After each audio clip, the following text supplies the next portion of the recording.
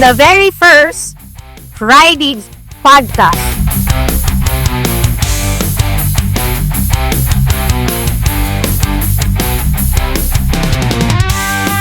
Baka naman may kamote tayo madaanan. Sa lahat ng mga kamote, ready na po kami.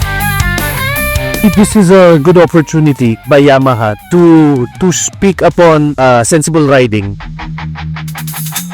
Ang slang nga ng kamote, sobrang trending ngayon sa online.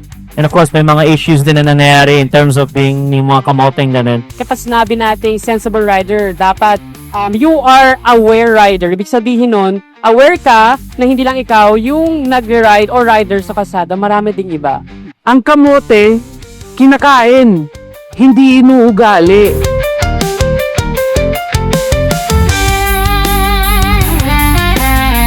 More about public service announcement actually. That we want this to be a reminder to everybody that every time you ride, you always have to respect other riders as well. Kumbaga kahit motorcycle rider ka, car driver ka, kahit bicycle ka pa, as long as we're using the same road, you have that same respect per given.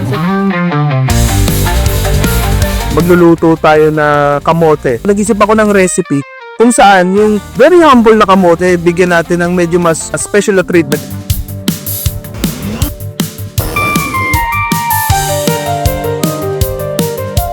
The perfect bite.